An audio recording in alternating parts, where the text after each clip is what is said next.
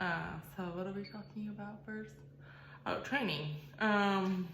It's going good. I mean, I love it. I love working with you, and it's weird to have a coach, but it's good that I like it. Like I've never had someone who's just been there like for me and for my needs and not have to try to like fit everything together myself.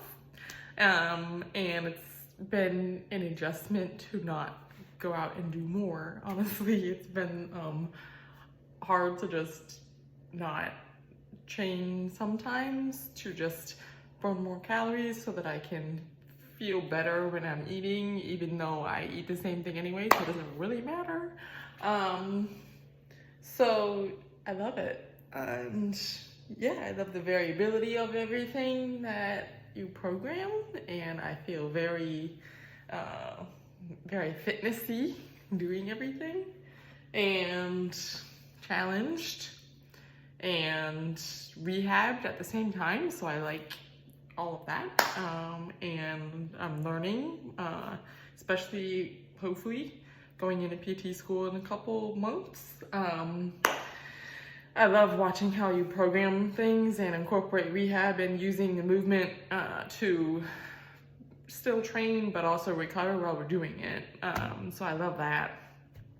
And yeah, all thumbs up on training. And okay, so Thursday afternoon I had my hearing test, which I am supposed to go like every 6 months because I'm mostly deaf, but we didn't know that until 4 years ago. So I'll backtrack because I don't think I've told you my full story. But so when I was a little kid, maybe like 7 or 8, I started not passing the hearing test at the pediatrician's office, just with the little beeps.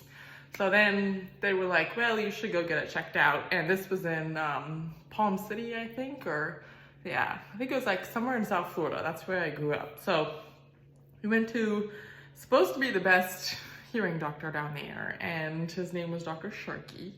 And he did 8 to 10 weeks of testing, and every single week would be a different test. So some things you had to like try to repeat something.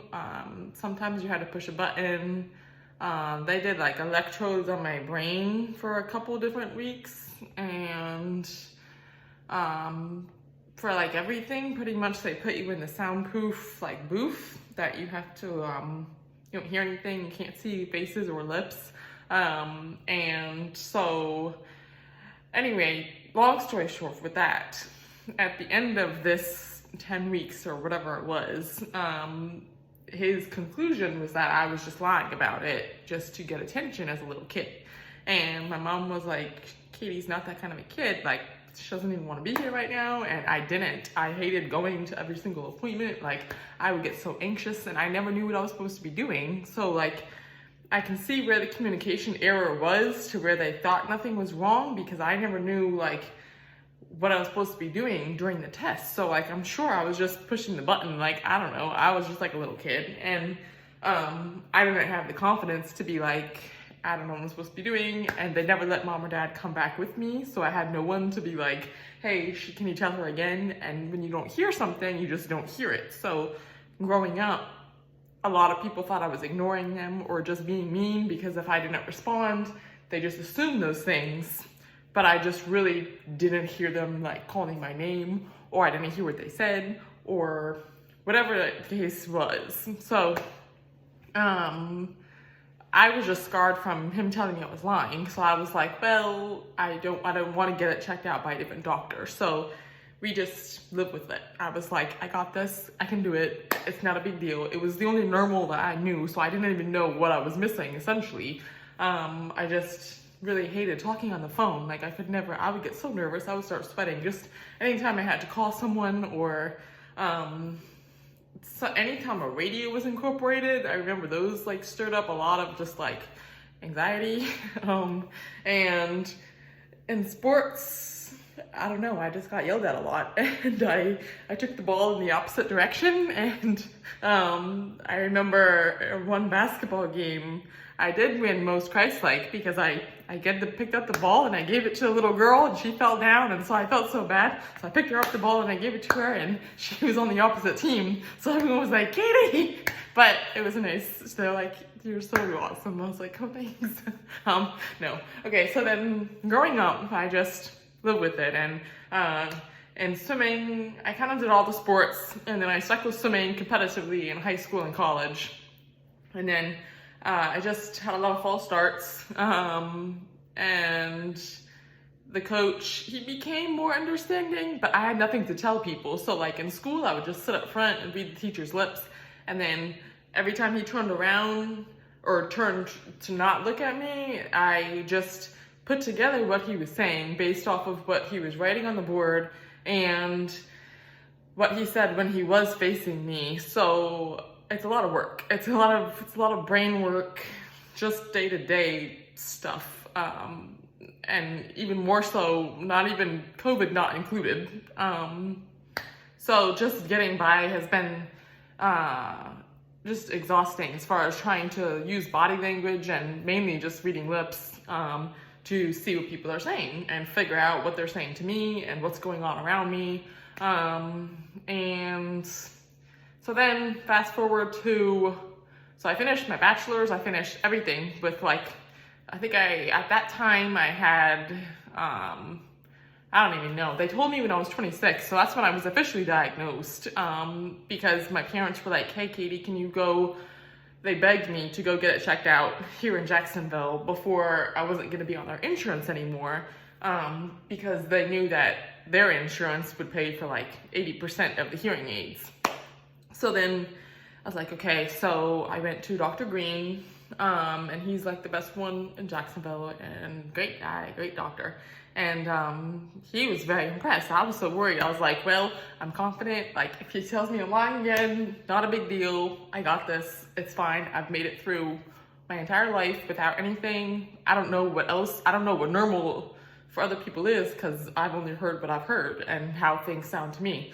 So I didn't know anything else. And then he was opposite. He was like, Katie, I'm so impressed with you. Like, I've never met anyone who has competed in all these things, and you've made it through not only high school, and you have a bachelor's degree, and like, I hadn't started PTA school yet. I was almost starting. I just had this shoulder surgery, and then I was almost starting PTA school.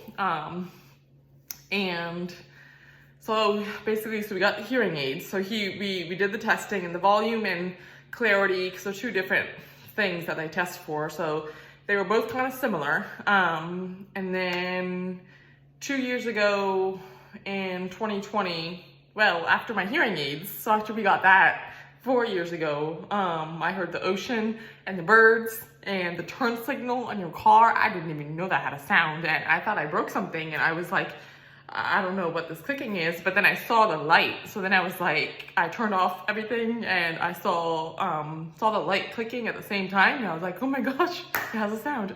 So then, and I can talk on the phone because really only because I have hearing aids. So it's Bluetooth. So it goes like straight to my hearing aids. So that helps with the clarity for sure, because putting something up to my ear, I don't hear anything.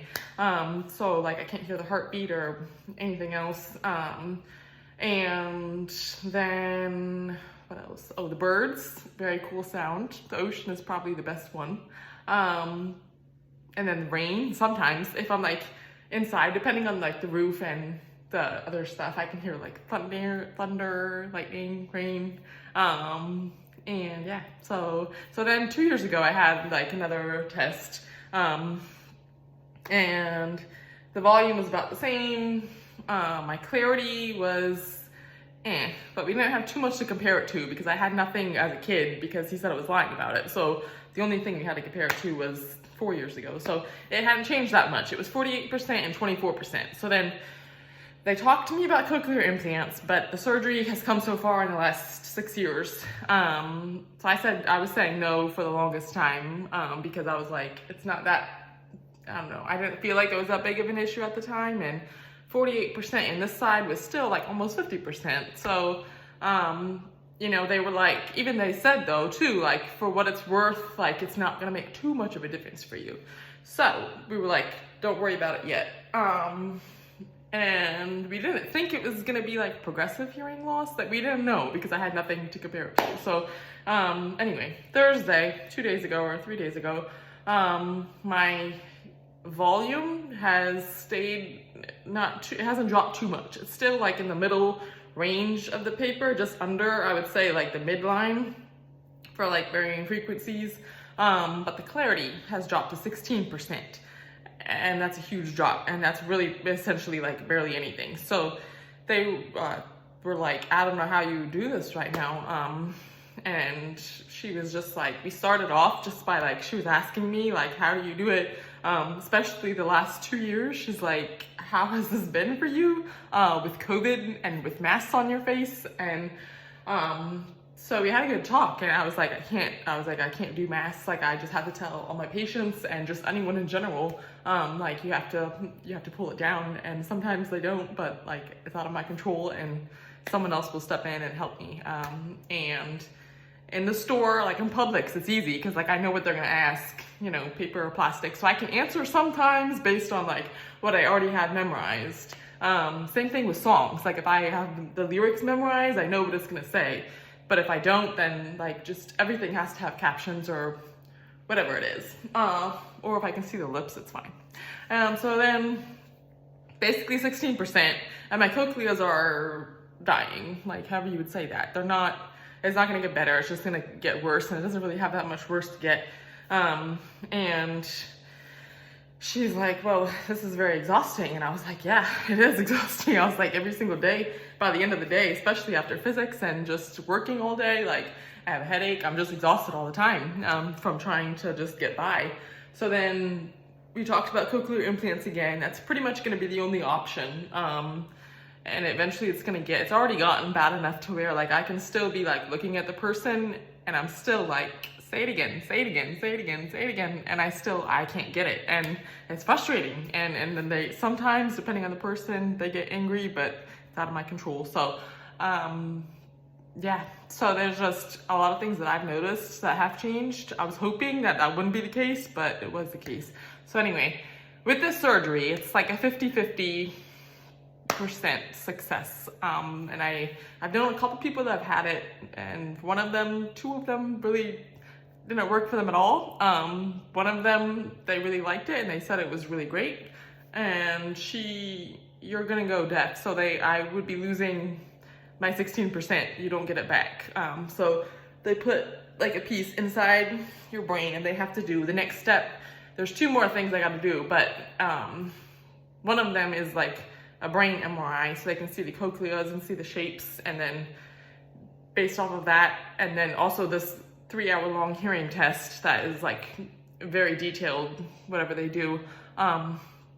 They'll decide which side to start with, and they're gonna do one at a time. So that way I'm just, hopefully if it works, I'll only be 100% deaf in that ear for 2 weeks, which used to be a month 2 years ago. So the surgery is progressing and they're figuring out how to do it more efficiently and make it work better. So if it doesn't work, then after that 2 weeks, I mean, I'll be deaf and you can't redo it. So I'm trusting that God has a plan, and that if insurance covers this. She also said that insurance nowadays is supposed to cover like 100% or at least 80% of it. So we're gonna explore that, obviously, before we move any further. So I'll call them tomorrow, and they're gonna call them as well.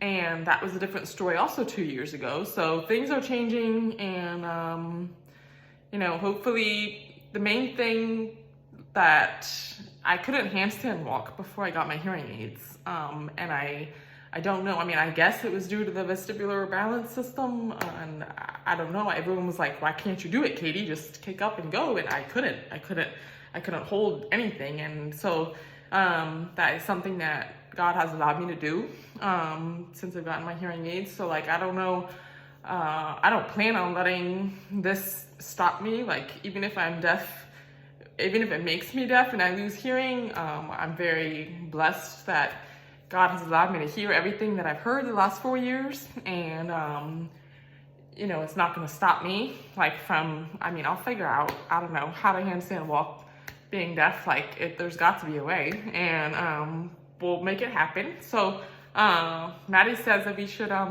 contact CrossFit and ask for like a deaf division, because they have a blind division. She's like, Katie, we need to get on this. And I was like, yeah. Because I mean, I can do all the same things, it just looks differently. So like in the past, I mean, I'm really good. Like, people are very impressed. A lot of people don't realize that I'm deaf because I have had to figure out how to make it work. And so I'll tell judges, whatever, in every competition that I've had, and even at swim meets, you know, I'll tell my person, like whoever the timer is, you know, just make sure you wave at me or come get me, like hit me, tap me, like whatever it is. Like, it has to be, all of the communication just looks different when you're doing things with me. So team workouts, same thing. We just have to change the communication. So I can do it.